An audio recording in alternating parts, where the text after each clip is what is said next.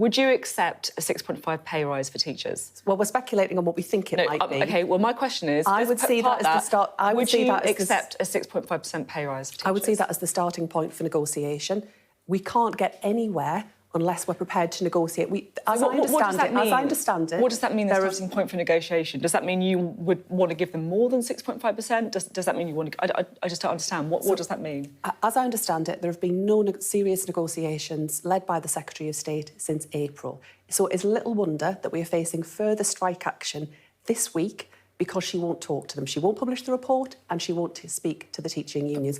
I will be talking to them, trying to find a way through it, resolving issues around pay, resolving issues around workload. And what I'm setting out this week is a really ambitious plan for how we respect and appreciate teachers for what they're doing, give them better ongoing professional development and more support for early career teachers with that new retention payment, all paid for by ending the tax breaks on private schools.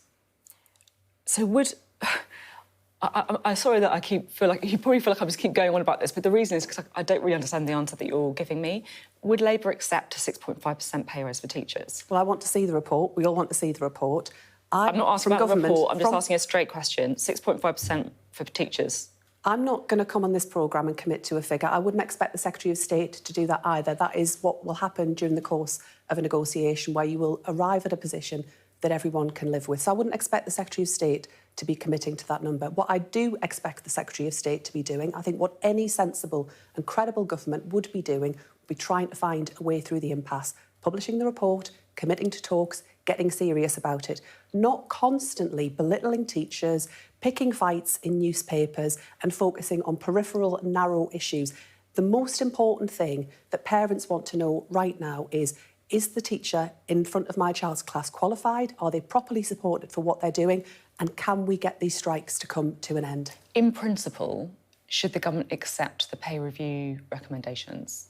Well, they've said that they will previously, so we'll wait and see what happens. We take that seriously. That's not the question I asked. I'm asking, in principle, should a government accept the pay review recommendations? That is normally what happens. Yes, that is normally what takes place. What we're seeing at the moment is far from the normal kind of process. So when you've got a government that has received these reports, won't publish the reports, I think it is incredibly disrespectful. We're almost at the end of the summer term.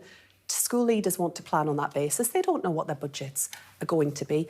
We need a different kind of relationship. It has to involve respecting teachers for what they're doing. We're not always going to agree. No Being one would straight with them that. About how much you've given in pay rises?